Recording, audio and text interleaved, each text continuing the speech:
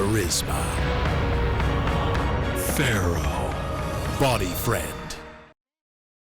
구속된 이재용 삼성 부회장이 특검에 불려 나왔습니다. 공무원 단계 대가로 최순실 씨 지원하신 거 맞으세요? 박근혜 대통령 뇌물죄를 겨냥하고 있는 특검은 구속 이후 뇌물을 준 이 부회장의 진술이 달라질지 주목하고 있습니다. 우병우 전 민정수석이 피의자 신분으로 특검에 소환됐습니다. 최순실 씨 아직도 모르신다는 입장이세요? 예, 모릅니다. 특별감찰관 업무를 방해하고 국정농단을 비호한 혐의 등에 대해서 집중 조사를 받고 있습니다.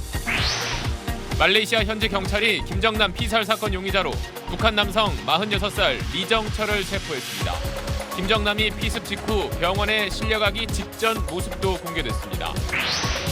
강철 주 말레이시아 북한 대사가 한밤중에 갑자기 입장을 발표했습니다. 자신들이 입회하지 않은 부검 결과는 받아들일 수 없다며 재차 시신 인도를 요구했습니다. 말레이시아 정부는 법을 준수하라며 북한의 요구를 거절했습니다. 박 대통령 탄핵 심판 선고가 얼마 남지 않은 상황에서 탄핵을 촉구하는 촛불 집회와 탄핵 반대 집회가 각각 열렸습니다. 새 대결이 치열했습니다. 악의적인 거짓을 기사처럼 꾸민 가짜 뉴스가 퍼지고 있습니다. 최근엔 대선 주자에 관한 가짜 뉴스가 많은데 사실은 코너에서 검증해봤습니다. 한국 리듬체조 역사를 새로 쓴 손현재 선수가 현역 은퇴를 선언했습니다. 행복했고 후회 없다는 소감을 전했습니다.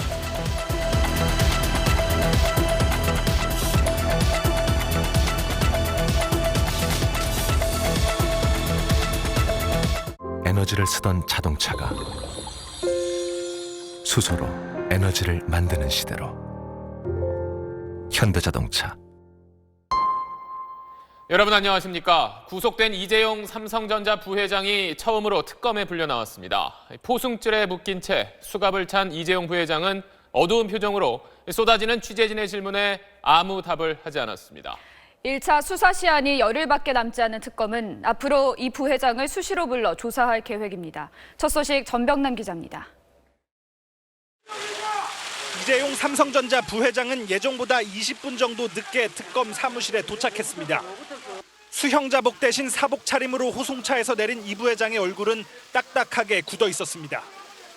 영장실질심사 때 입었던 검은색 코트 차림이었지만 코트 왼쪽 깃엔 수형자 번호표가 붙었습니다.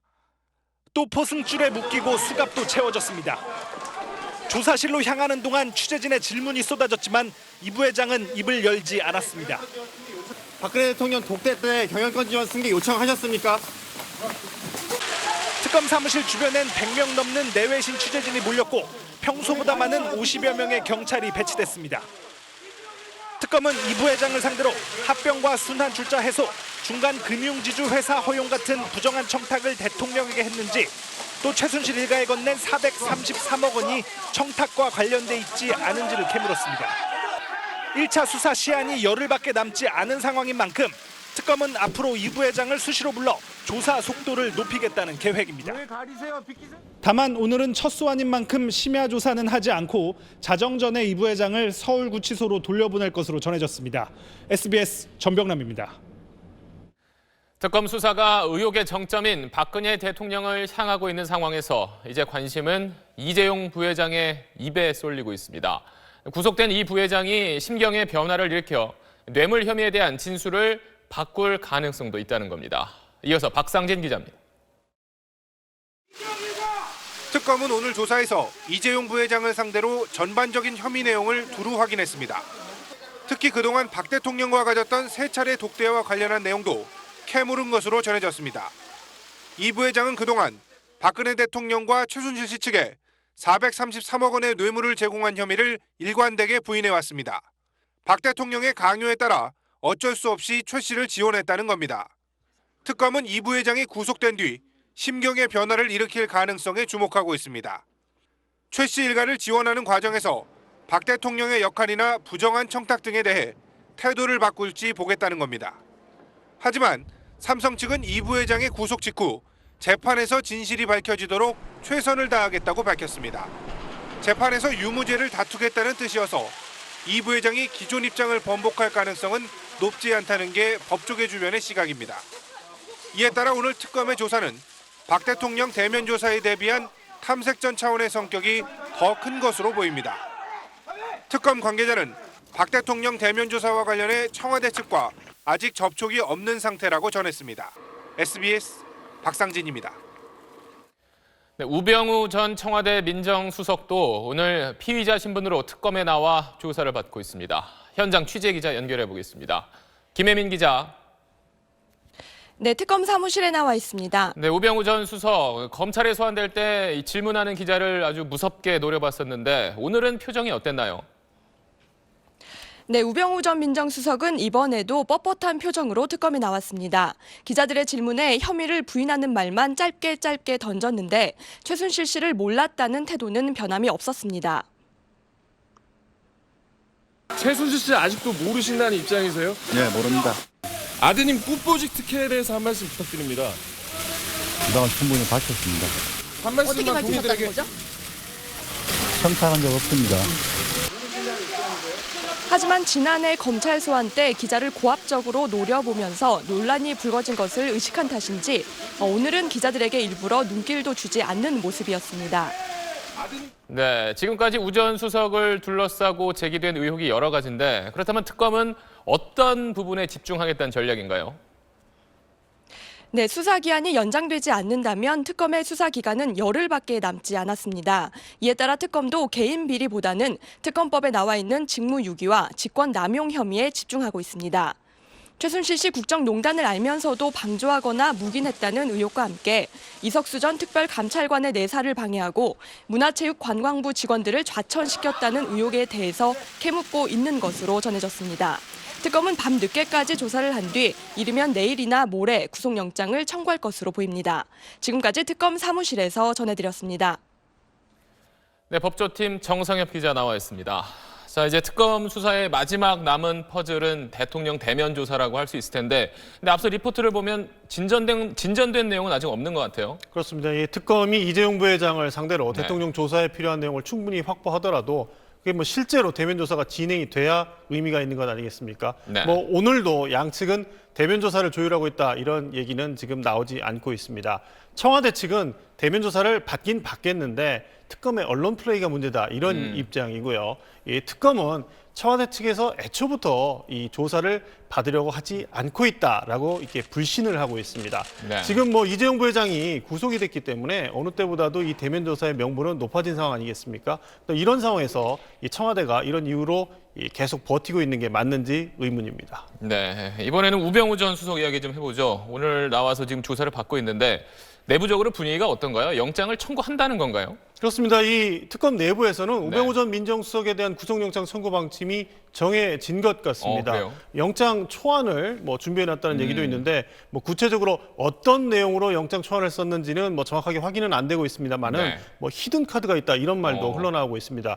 그래서인지 우병우 전 수석의 이 변호사들도 영장을 기각시키는데 이 변론에 포커스를 맞추겠다 이런 말도 하고 있는 상황입니다. 뭐 히든카드 이야기까지 나오면 꽤 자신감이 있는 것 같은데, 근데 문제는 시간이 얼마 없잖아요. 남은 의혹은 여러 가지인데 이걸 기한 안에 마무리할 수 있을까요? 우병우 전 수석은 이 박근혜 정부의 막강 실세 상징 아닙니까? 그렇죠. 이 말씀하신 대로 이 국정농단 사태에 책임을 묻기 위한 여러 가지 의혹이 제기된 상태입니다. 네. 이제 그 중에서도요. 이 K스포츠재단이 롯데에게서 70억 원을 받았는데 네. 이 검찰이 롯데에 대한 압수수색을 하기 하루 전에 그 70억을 돌려줬잖아요. 그렇죠. 그래서 수사 정보가 유출된 거 아니냐, 우병우 전 수석이 개입한 거 아니냐 이런 의혹도 있었는데 이것도 명백한 수사 대상입니다. 그러네요. 그런데 이 부분에 대해서 수사가 제대로 진행이 되고 있다는 소식은 들리지 않고 있습니다. 이 특검 내부에 이 파견 검사들이 좀 수사에 소극적이라는 얘기가 들리는데요. 네. 뭐 우병우 전 수석이 무서워서가 아니라 이 수사 정보 유출을 수사를 하기 위해서는 이 자신들이 돌아가야 할, 복귀해야 할 검찰 간부들을 상대로 그러네요. 수사를 진행을 해야 되기 때문입니다. 이 명확한 증거가 없으면 아무래도 껄끄러운 일이 될 수밖에 없겠죠. 뭐 그렇다고 해서 이게 특검 수사 기한을 넘겨서 검찰로 넘어가면 뭐 진행이 제대로 되겠습니까? 뭐 더더군다나 기대하기가 어려운 점입니다. 이런 점도 이 특검 수사 기한이 연장돼야 되는 또 다른 이유 중에 하나입니다. 기한 연장을 주장할 하나의 근거가 또 생겼네요. 그렇습니다. 오늘 소식 잘 들었습니다.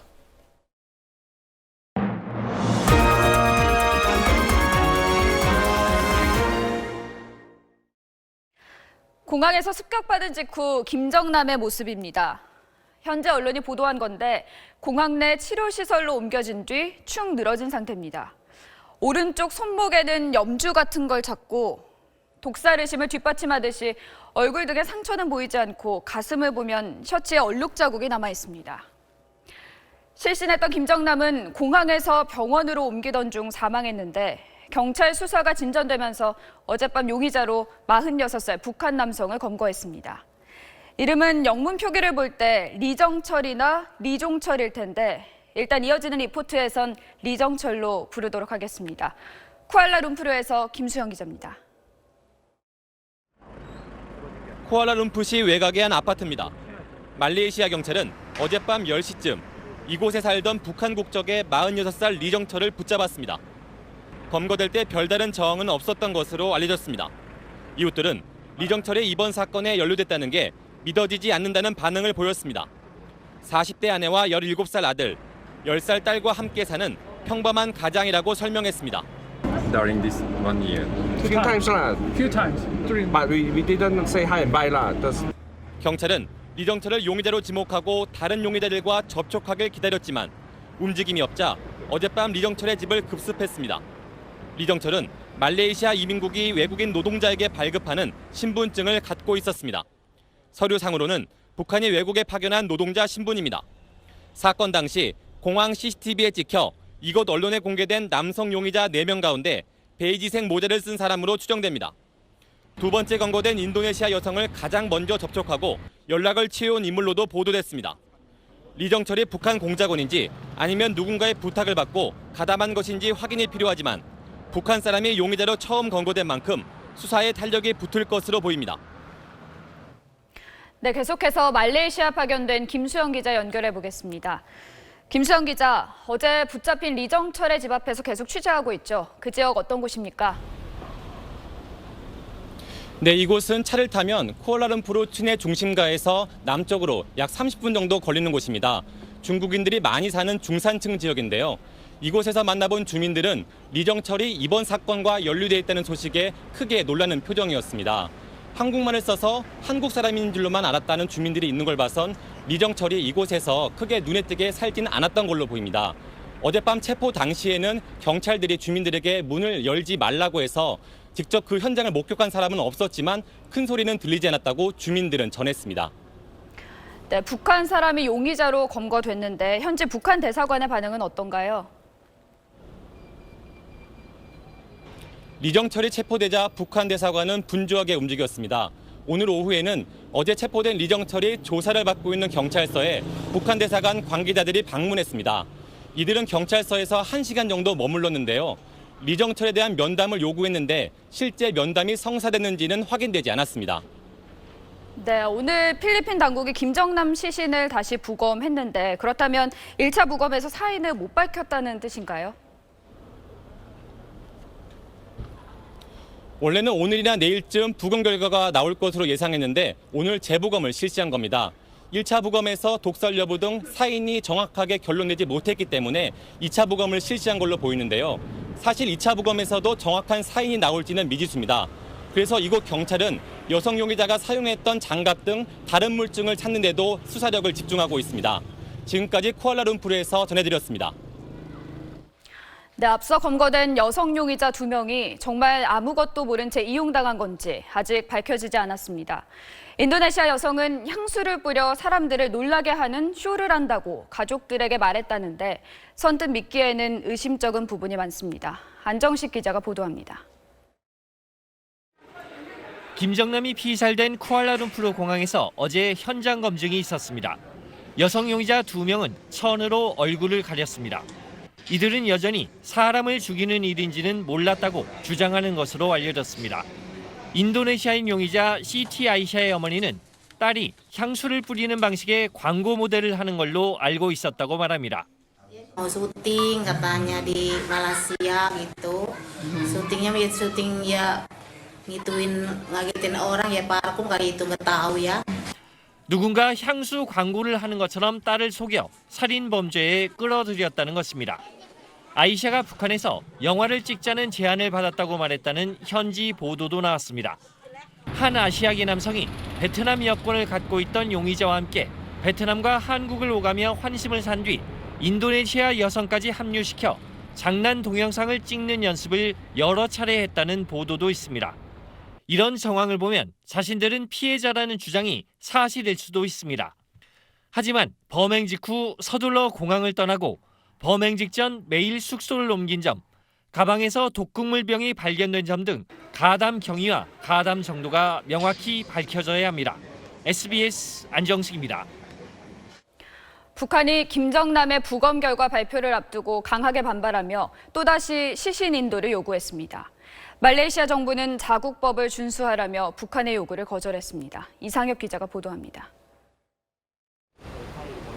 어젯밤 강철 주 말레이시아 북한 대사가 김정남의 시신이 안치된 쿠알라룸푸르 종합병원을 찾았습니다.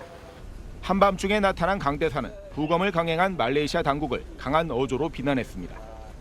그는 자신들이 입회하지 않은 부검은 국제법을 무시하는 인권 침해 행위라며 어떤 결과가 나오든 절대 받아들일 수 없다고 반발했습니다. We will strongly respond to the act of the Malaysian side and also the hostile forces towards the DPRK. 또 말레이시아가 부당한 세력과 손잡고 고의로 시신 인도를 늦추고 있다며 시신을 즉시 넘길 것을 요구했습니다.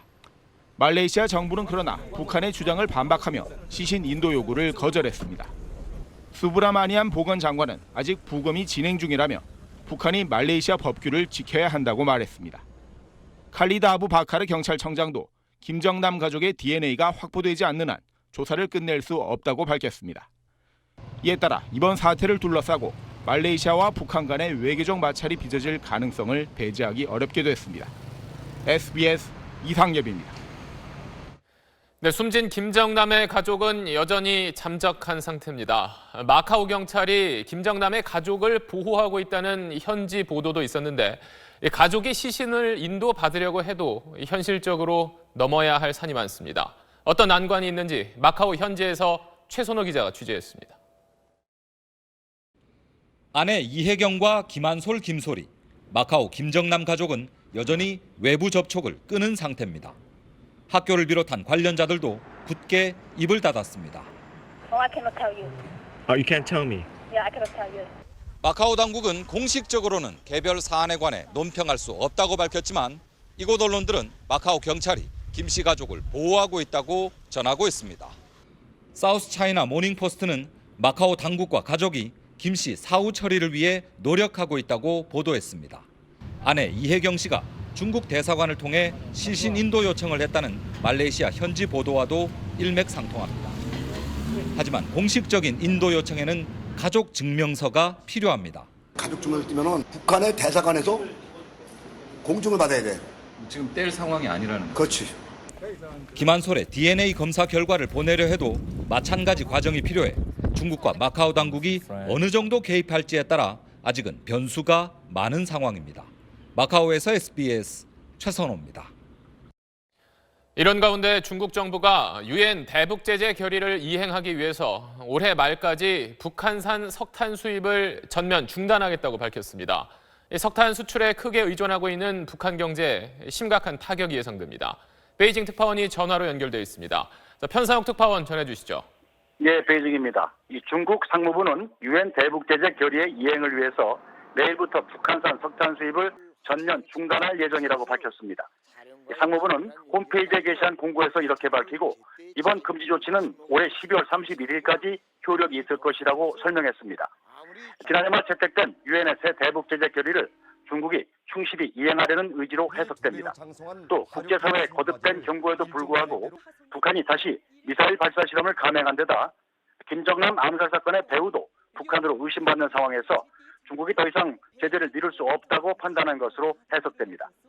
석탄은 북한의 최대 수출품으로 거의 전량을 중국이 수입하고 있습니다. 중국의 수입 중단 조치가 기해질 경우 북한 경제는 적지 않은 타격을 받게 됩니다. 그럼에도 불구하고 북한에 대한 원유 수출 중단 같은 더 강력한 조치는 중국이 취하지 않을 것으로 예상됩니다. 북한 제재 붕괴를 가져올 경우 중국이 직접적인 타격을 받게 되기 때문입니다. 현재 독일의 미넨 안보회에 참석 중인 왕이 중국 외교부장도 대화를 지속해야만 북핵과 미사일 문제를 효과적으로 통제할 수 있다고 강조해 이런 추측을 뒷받침했습니다. 지금까지 베이징에서 SBS 편상욱입니다. 네, 안정식 북한 전문 기자 나와 있습니다. 자, 전격적인 석탄 수입 금지 조치가 한 1시간 전쯤에 나왔는데 예. 이게 김정남 피살 사건하고 좀 연관이 있는 건가요? 예, 지금 뭐 중국의 발표 내용을 보면은 이제 네. 유엔 결의안 이행 조치다라고 그렇죠. 돼 있는데 앞서 편상욱 특판도 얘기를 했지만 그 유엔 결의안이 1년에 이제 4억 달러 그리고 양으로 보면 750만 톤까지만 석탄 수입을 허가하는 조치입니다. 네. 근데 이게 이제 북한 연간 생산량의 보통 한 40% 정도 된다고 그러거든요. 그러면 우리가 이제 단순히 계산을 해보면 40%면 4월 내지 5월 정도 가야 상한선이 되지 않겠습니까? 네. 근데 지금 내일부터면은 지금 2개월도 안 돼서 이걸 중단시키는 거잖아요. 그렇죠. 그러니까 정말로 이 최근에 북극성을 쏘는 거 그리고 이제 김정남 사건 여기에 대한 보복 조치 아니냐 이런 생각을 해볼 수가 있는데 사실 중국이 뭔가를 이렇게 드러내놓고 하는 타입은 또 아니었단 말이죠. 그래서 이게 중국이 지금 어떤 생각을 갖고 있는 건지 좀 면밀히 살펴볼 필요는 있어 보입니다. 네, 알겠습니다. 그러면 이제 김정남 피살 사건 지금 수사 상황 좀 살펴보죠. 예. 현재 부검을 했는데 사망 원인이 안 나와서 재부검을 한다 이렇게 밝힌 건데 근데 재부검을 하면 이 결과가 좀 달라질 수도 있는 건가요? 저도 오늘 그게 참 궁금했습니다. 네. 그래서 이제 의학 전문가들한테 좀 물어봤는데 부검을 할 때 첫 번째 부검을 할 때 특별히 하자가 있었던 게 아니라면 재부검을 한다고 그렇게 달라지지 않을 거다. 그러니까 현지에서 재부검 한다라고 하는 건 한 번에서 안 나는데 끝났다라고 하긴 좀 그렇지 않겠습니까? 그래도 한 번은 더 해봐야 되지 않겠느냐 이런 차원에서 하는 것이지 재부검에 그렇게 큰 기대를 걸고 있는 건 아닐 것이다 이렇게 얘기하는 분들이 있습니다. 근데 또 일부에서는 말레이시아 현지의 법의학 실력이라든지 장비가 조금 뭐 부족해서 독이 검출 안 된 거 아니냐 이런 의문도 있던데 어떤가요? 예, 뭐 그런 생각도 저도 좀 해봤는데 이 김정남 시신을 다시 한번 좀 보시면요. 이 겉으로 보기에 지금 별다른 외상이 없지 않습니까? 그렇죠. 이 전문가들 얘기를 들어보면 부검으로 검출되지 않을 정도의 미세한 양으로도 사람이 충분히 죽을 수 있답니다. 이게 무슨 얘기냐면 독으로 사람이 죽었어도 부검을 했다고 해서 반드시 독이 검출되지는 않는다는 겁니다. 그러면 어떤 경우에 독이 검출이 되느냐, 부검에서 독이 어떤 경우에 검출이 되느냐를 보면 쉽게 말해서 이제 확실히 죽이려고 독을 1만 써도 되는데 10이나 100 정도를 썼을 때 그럴 때는 부검에서 독이 나올 수 있다는 얘기입니다. 그리고 이 독이라는 게 종류가 하도 많아서 지금 이걸 연구하는 학자들도 세상에 얼마나 많은 독극물이 있는지 이걸 정립하지 못할 정도라고 합니다. 네, 그럼 뭐 재부검을 해도 뭐가 나오기는 쉽지 않은 상황인 것 같네요. 뭐 아마 그럴 것 같습니다. 네, 그리고 앞서 이제 붙잡혔다는 북한 국적의 용의자. 근데 이 남성도 좀 검거 과정이나 현지에서 신분을 봤을 때 좀 수상한 부분이 좀 있어요. 예, 그렇습니다. 이 사람이 지금 말레이시아에 지금 노동자 신분으로 와 있다는데 앞서 보신 것처럼 상당히 좋은 집에 아내하고 자식하고 다 같이 살고 있지 않습니까? 우리가 보통 해외에 파견된 북한 노동자 하면 집단 생활, 인권 유린 이런 말이 따라다니잖아요. 근데 이거하고는 전혀 관계없는 사람이란 말이죠. 그래서 이 리정철이라는 사람이 사실상 거기에 고정간접처럼 있으면서 북한의 정보기관이 해외에 공작 활동을 할 때 도와주던 사람 아니냐 이런 추정들이 나오고 있는데 어쨌든 이번 사건이 어떤 전모가 밝혀지려면 말레이시아 경찰이 이 리정철에 대해서 얼마나 사건 가담 정도를 밝혀내느냐 이게 중요한 열쇠가 될 것 같습니다. 네, 알겠습니다. 오늘 소식 잘 들었습니다.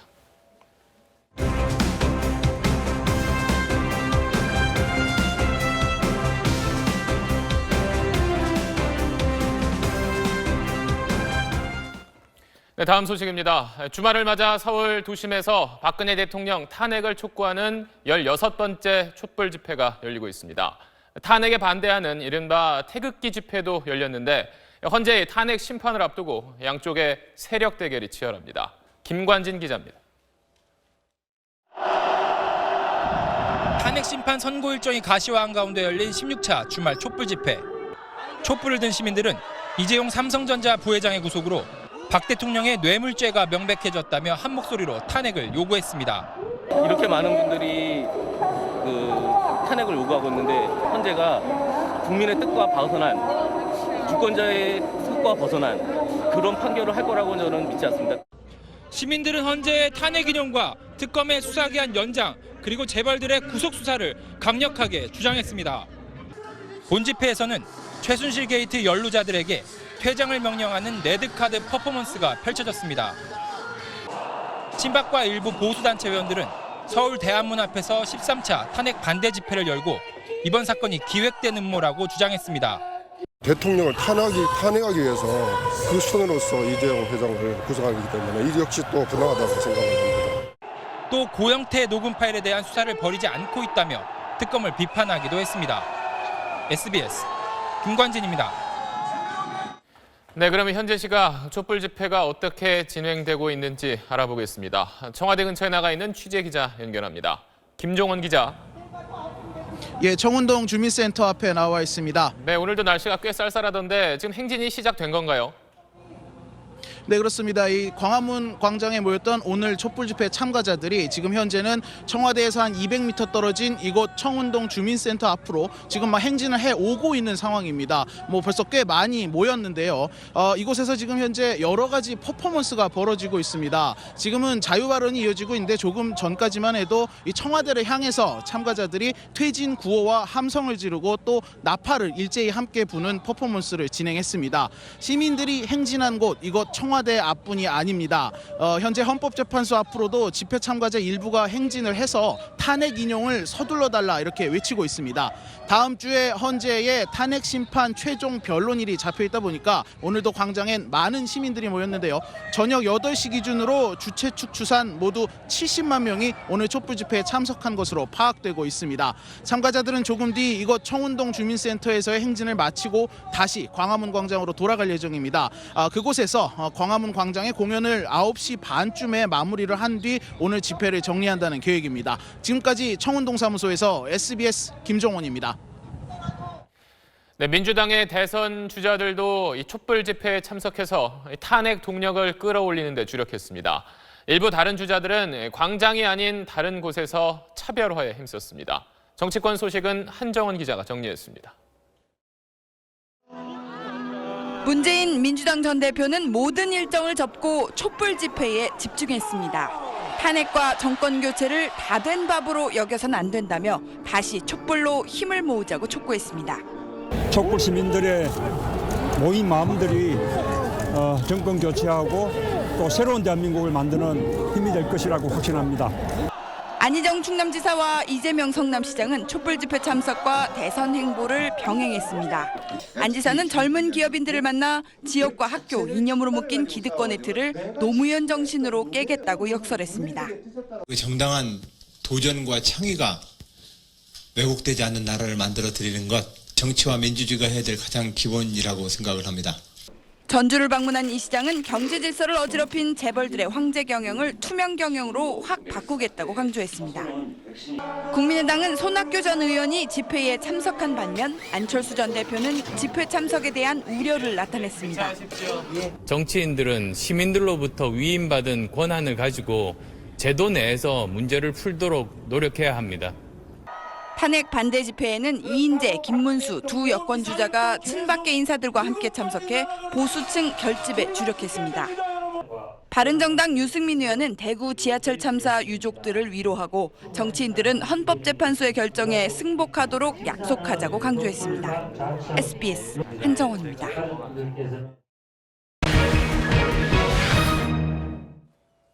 악의적인 거짓 내용을 그럴듯한 기사처럼 꾸민 가짜 뉴스가 요즘 논란이 되고 있습니다.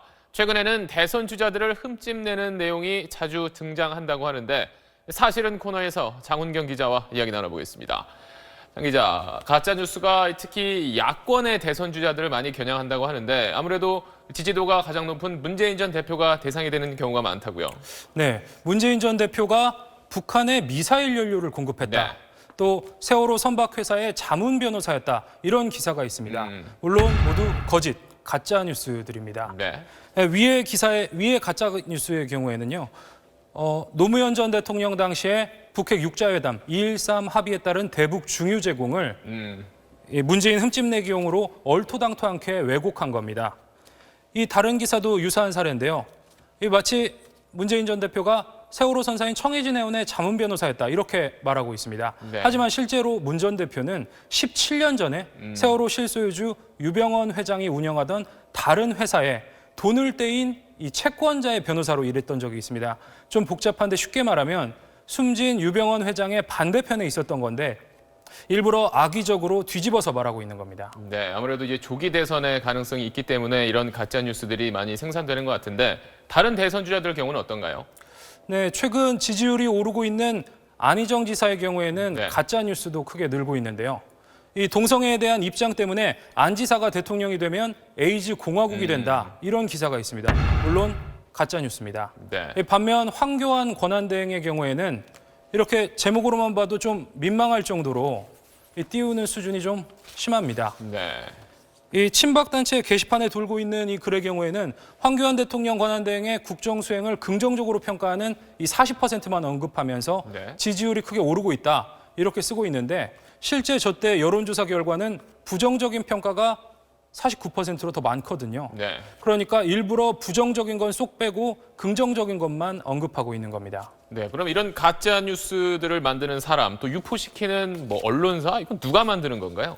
네, 실제로 한번 보시겠습니다. 네.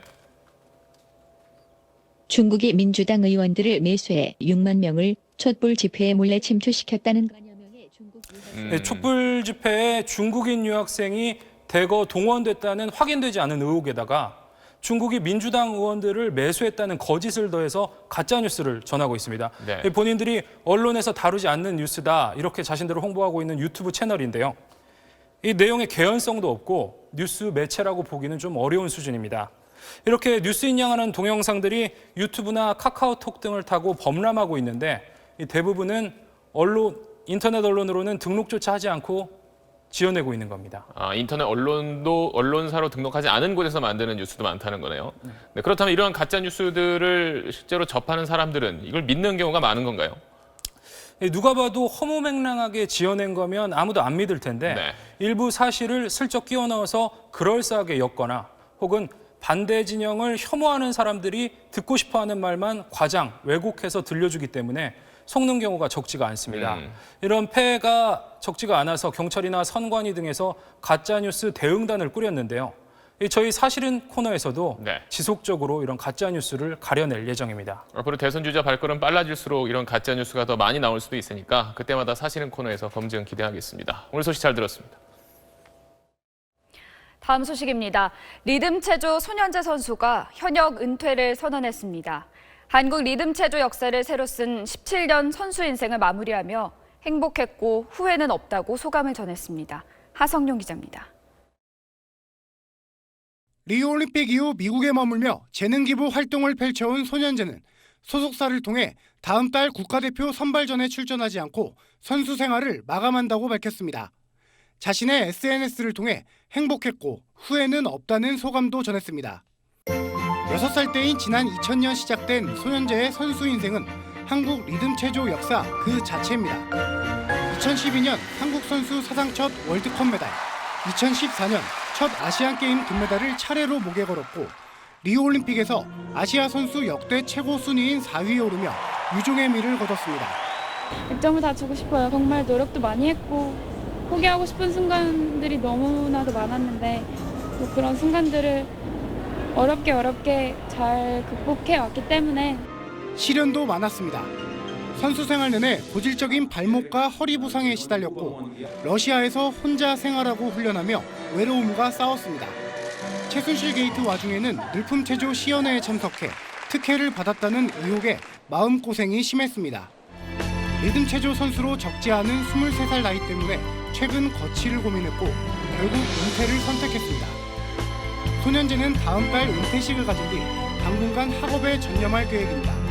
그 메달 역시도 정말 많은 사람들의 응원을 받았기 때문에 저는 그것만으로도 더 행복한 사람이 될 수 있을 것 같습니다. SBS 하성룡입니다. 20대 운전자가 몰던 승용차가 경찰차를 들이받고 도망치다가 마주오던 차량과 정면으로 부딪혔습니다. 이 사고로 1명이 숨지고 5명이 다쳤는데 경찰은 운전자를 상대로 음주 여부를 조사하고 있습니다. 원종진 기자입니다. 오늘 새벽 부산 해운대구의 한 도로. 빠른 속도로 달리던 아반떼 차량이 순찰 중이던 경찰차를 그대로 들이받습니다. 사고 뒤에도 속도를 늦추지 않고 도주하던 차량은 중앙선을 넘어 이번에는 마주오던 K7 차량과 정면 충돌합니다. 이 사고로 아반떼 차량 조수석에 타고 있던 27살 신모 씨가 숨지고 경찰관 등 5명이 다쳤습니다. 경찰은 아반떼 운전자 28살 권모 씨의 혈액을 채취해 음주 여부를 조사하고 있습니다. 부산의 한 아파트 승강기.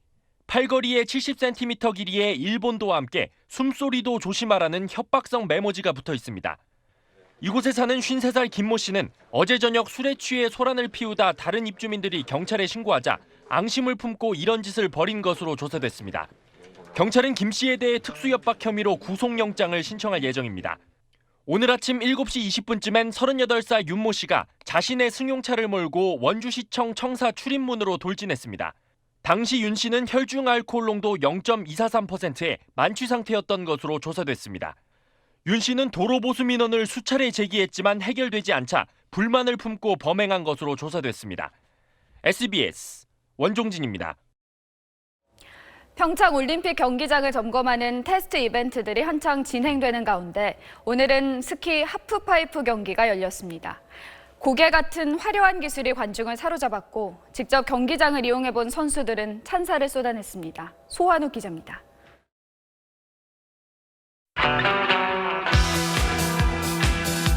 원통을 반으로 자른 모양의 190m 코스에서 하늘로 날아올라 공중기술을 겨루는 프리스타일 스키 하프파이프는 가장 박진감 넘치는 동계 종목 가운데 하나입니다.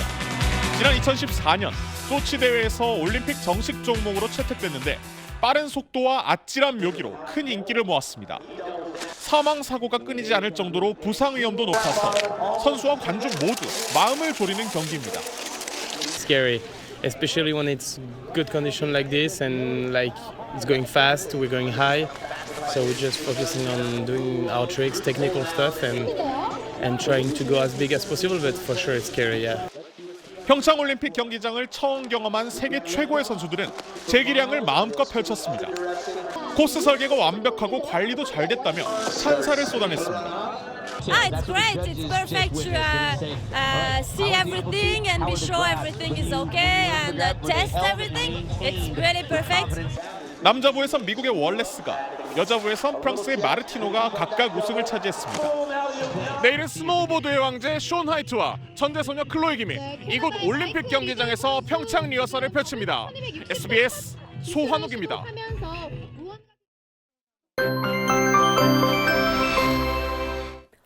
절기 우수인 오늘 찬바람이 체감 온도를 끌어내린 하루였습니다. 내일은 추위 걱정 덜 하셔도 되겠는데요. 오늘 영하 7도까지 떨어졌던 서울 아침 기온이 내일은 영하 4도로 오늘보다 3도가량 높겠고 한낮은 7도까지 오르겠습니다. 다만 새롭게 시작되는 한 주는 기온 변화가 크니까요. 건강 관리에 유의하셔야겠습니다. 내일은 차츰 전국에 비 소식도 있습니다. 오후에 경기 북부와 강원 영서 북부 지방부터 비가 시작돼 밤에는 전국으로 확대되겠고요. 월요일 아침에 그칠 것으로 보입니다. 비의 양은 5에서 30mm가량이 되겠지만 강원 산간과 영서 지방에선 눈이 내릴 것으로 보입니다. 내일 중부지방에서 한낮 기온 5도 안팎까지 오르면서 평년 기온을 회복하겠습니다. 남부지방의 경우 전주와 대구 한낮 기온 11도까지 오르는 등 포근한 날씨를 보이겠습니다. 주 중반에는 전국에 또 한 차례 눈비 소식이 들어있습니다. 날씨였습니다. 네, 편안한 주말 밤 보내시기 바랍니다. 뉴스 마치겠습니다. 고맙습니다.